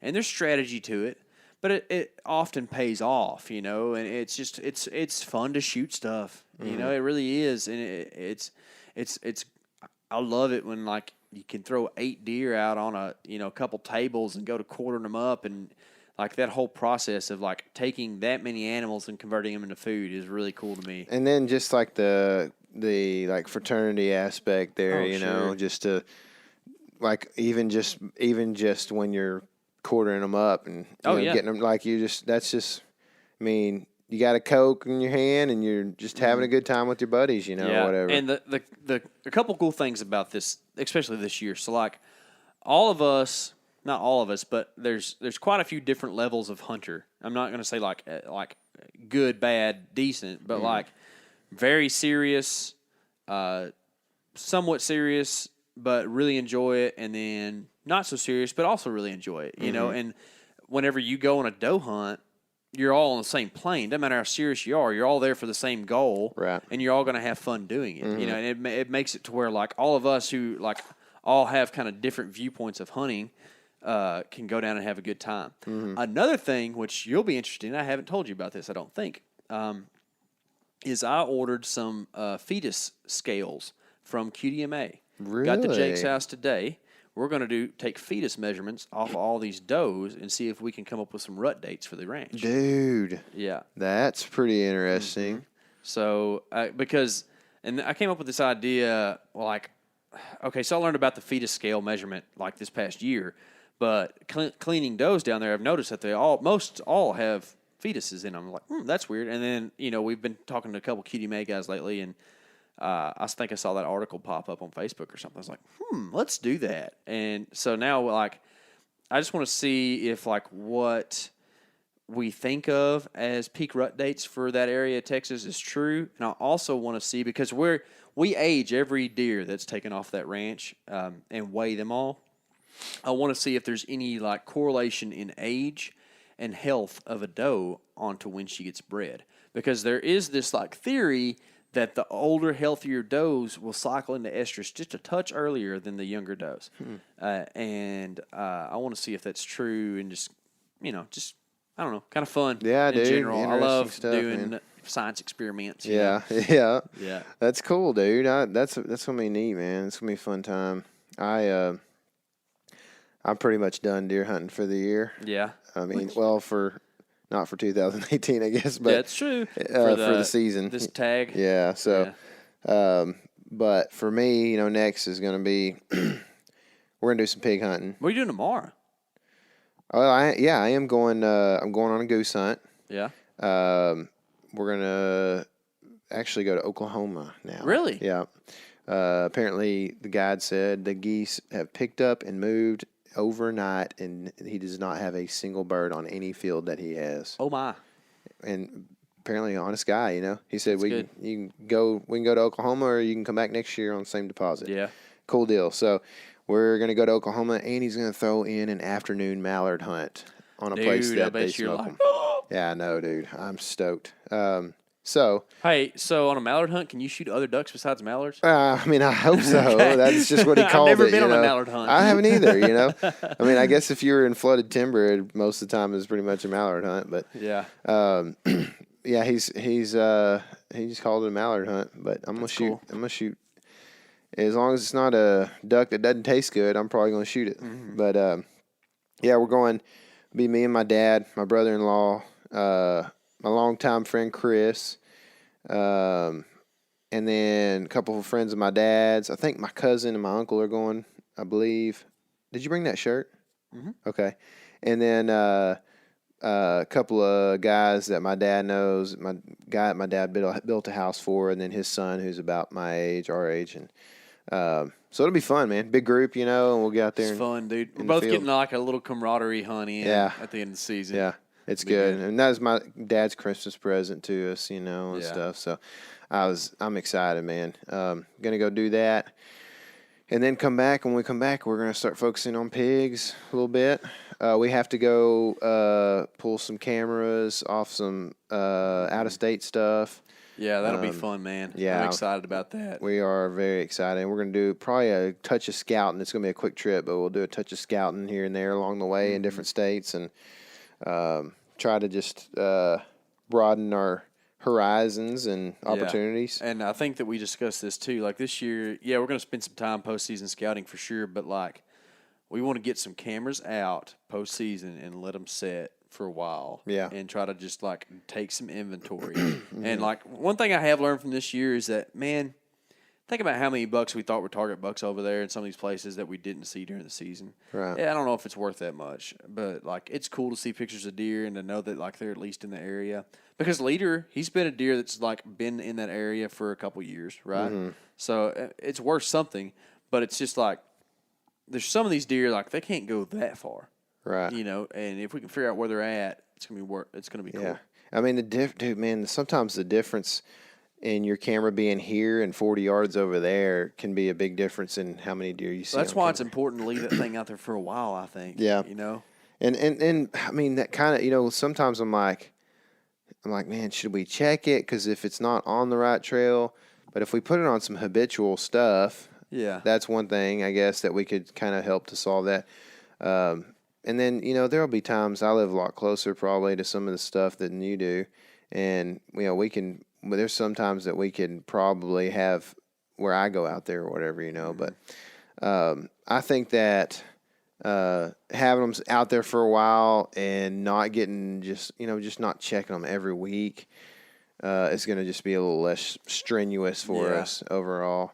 And so that's kind of the plan for the next couple months. We're going to try to do a shed hunt maybe, and it may be pretty local, but I don't know. I really am expecting to draw an Iowa tag this next year, and if I do, I would like to get another session in up there, scouting around and stuff. Fishing is coming up. I'm pretty pumped, to tell you the truth of the matter. So, I don't know if I've said this on the podcast, but for my birthday, I got a new fly tying vise. Oh, yeah. Yeah. Yeah. So, I'm going to be hammering the vise here. This is tying season for us, like right before, fishing kicks off. Mm-hmm. All these northern dudes get tying season like December on, but we're still hunting down here. Right. So, got a lot of tying to do. We're going to be trying to hit the stripers pretty hard this spring, I think. Try to get you a striper. Dude, I'm glad you're saying that. Yeah. Because I didn't know if you really wanted to go back. I love it. Good. And especially now that I've got one, it's kind of like, all right, dude, I'm going to film you. You're going to catch a striper. I hope so. I hope you can will me to that. I will.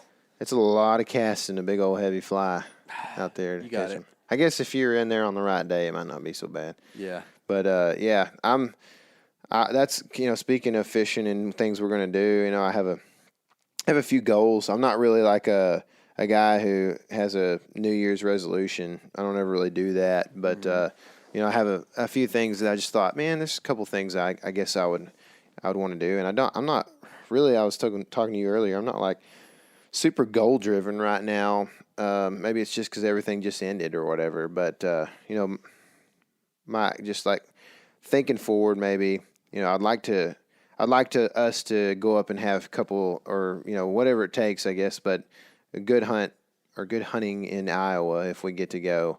And you can't really control that necessarily, but I hope we can go up there and work hard. And, if we get tired, take a day or not a day, but, take a morning or whatever and get back after them and hopefully get a good buck there. One thing, but on the fishing side of things, I really would like to knock another like native trout species off somewhere. And the thing is, like, we're starting to run out of native trout species close to home. It starts to get pretty far away from home. Yeah. And you've already got the Rio, which I like keep skipping over that one to go. But you need the Colorado. Yeah. But I've already got that one. Yeah. What I really want is I want one of those like Yellowstone or like the northern Rocky kind of cutthroat species. It's a long way to those places. It is a long ways for sure. So I don't know. I'm going to be thinking about that. We need to evaluate that. Well, okay, you say that, but there's one, like the closest one to us we haven't went and hit yet. The Gila monster. Yeah. Well, that's because I think in New Mexico there's no open fishing there. You have to go to Arizona, basically. To catch Am I right? Trout? Or maybe it's opposite. Like one of the two states has like nothing open hardly to catch them, and the other one is where you can try to check them off. I guess I knew that. We need to figure that out. I do want to do the Gila for sure. Yeah. Yep. That was actually when I found the Apache. I was looking up Gila stuff. Yeah. But yeah, that's one we need to do for sure. I think, I don't know, I hadn't killed 2 bucks in a season in a while, I don't think.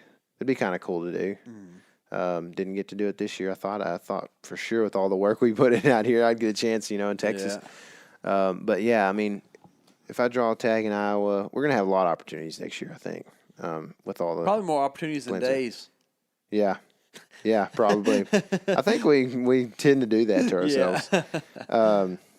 We'll, hopefully get something like that done. I want to this is kind of not really a hunting thing, but I would like to record some new music. Like that's something that's been like weighing on me for the last couple of years now.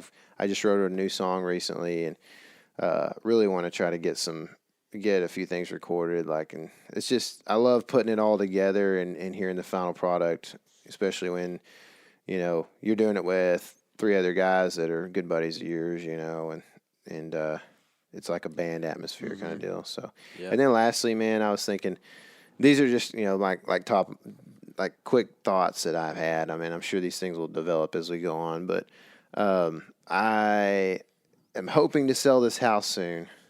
And so, you know, if the contract doesn't fall through that we have right now, I'll hopefully be moving back to Emory this year, getting a little bit closer to my wife's work and also to our church. And that is something that I really want to do, is just be able to be a little bit more involved in church. We just live so far from it right now. It's hard to be over there all the time, you know. Yeah. But that's kind of another thing that I would like to try to get done this year. Do you have anything you've been kind of weighing on you? It's kind of tough this time of year, you know. I'm like you. I don't ever do New Year's resolutions. Like I think it's just not about who I am, you know. Yeah. Like I like to be myself always and not have to like reevaluate myself. Feel the same once way. a year. I like to be evaluating myself constantly. Yeah.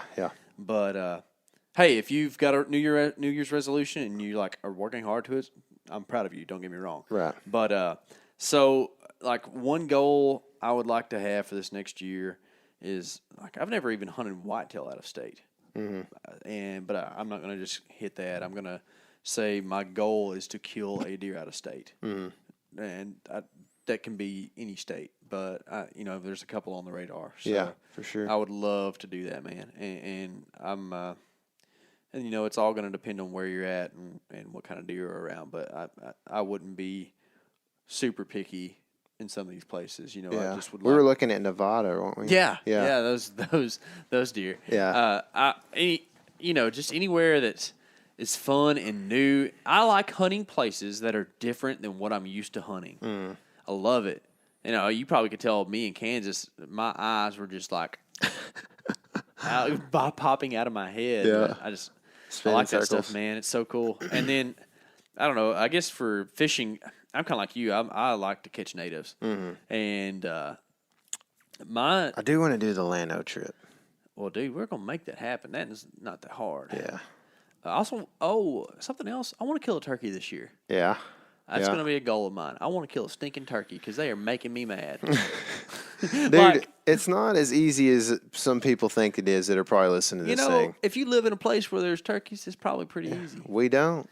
And then on top of that, if you want to go somewhere close to kill them, you know, in Texas, man, they're like going for like $1,000 for a hunt. You know, like people are crazy. They know what they can charge for them, and yeah, it's tough to find like cheap turkeys, man. Yeah, but I think that's going to be probably my 2 hunting goals for this year is to have those, and then you know, if you want to talk about more like life goals and stuff, well, of course, this fishing thing. I'd like to catch a chain pickerel. I think we need to make that happen. Oh, we can do it. I've done it, and it's not far from here, and it's fun, dude, on a 4-weight, 3-weight.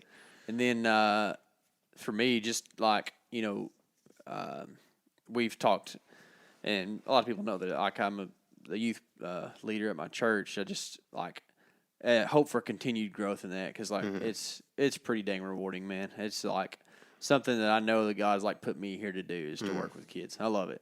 I hope they don't think that like I'm going to turn into a bald, creepy man and can't do it anymore. But for now, they like me. Yeah.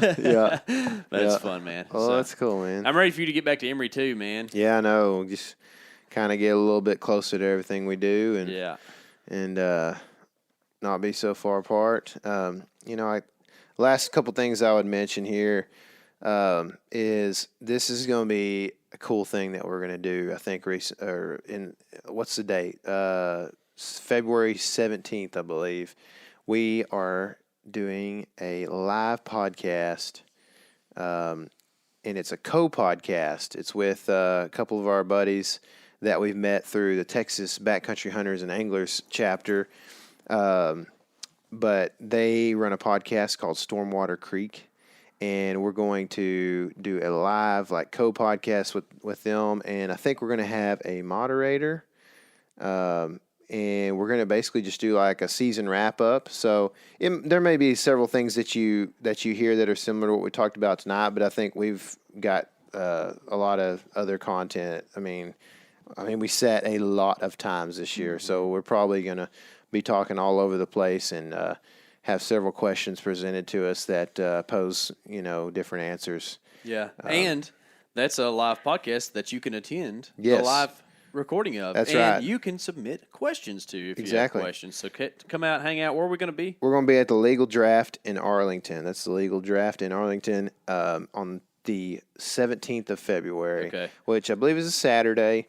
And Saturday evening kind of thing. Yeah. Yeah. Take your lady out, get her something good to eat. Yeah, we'll be posting a few little promotional things like posters or whatever on social media. So be looking for that, and we'll have a time and everything, And I think several of our Texas Backcountry Hunter and Anglers guys are going to be there, supporting and asking questions, and just it's going to be a good time, man. I mean, it's a live podcast, but mainly it's just a reason to get together and talk, And so, you can come be a part of it. And I think we're going to have some mics that we can pass around in the audience if whoever shows up, and if we can get a few questions from the audience there. And then another cool thing about it is that we're going to be bringing our Element tees. So if you've seen that, they will be there.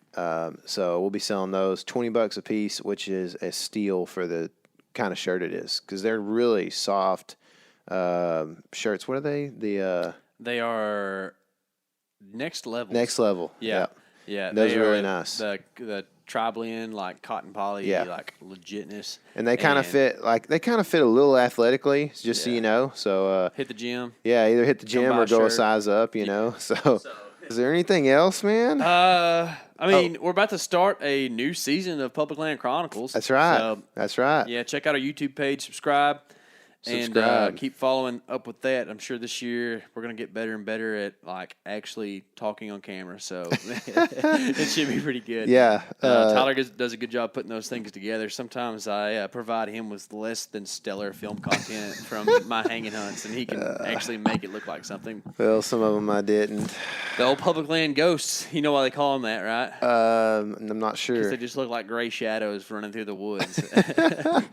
That's it. That's what they look like when we video them. But they, so the way things work on YouTube is you get to create playlists, and the one that we did this year was 2017 Public Land Chronicles playlist. Next year, or this year, will be 2018. So all you got to do is just look for that, and it won't have anything on it until we go hang cameras for postseason scouting. We've pulled a lot of our cameras. We're going to re-battery up and get the cameras out in the woods, do a little video, tell you why we're doing what, and put it up on 2018 playlist. So, but we do have one more video that's going to release in the 17 playlist, and it's the one from that last hunt. Has the two toads yes. and the two dinks. Has two toads and two dinks. That's what I should have called it, dadgummit. Two toads, two dinks. Two dinks. That'll be on there. And I can't really think of anything else. Is there any final thoughts you have? No. Just subscribe to the podcast. Leave us a review. Tell us you love us. A review would be great, man. 5-star reviews help us tremendously. I don't know how else to make you do that. Just do it because we're cool. That's it. Yeah. We've already given y'all shirts. What else have we done for them? We gave them game camera mount, Sika hats. Dadgummit, y'all got everything. I don't even have a Sika hat, or a sub-alpine one at least. Man. Y'all are getting some cool stuff, but we probably won't give y'all anything for a while, so you can just go ahead and review. But anyway, God bless you guys for listening. Thanks for listening, and we'll be seeing you soon. I hope your season ended well, but remember, this is your element. Living it.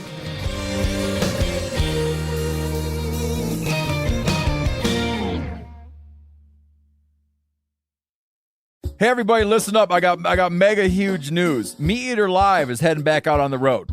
That's right. Join me and the crew, Clay Newcomb, Cal, Yanni, Spencer's going to be there. Phil the Engineer's going to be there.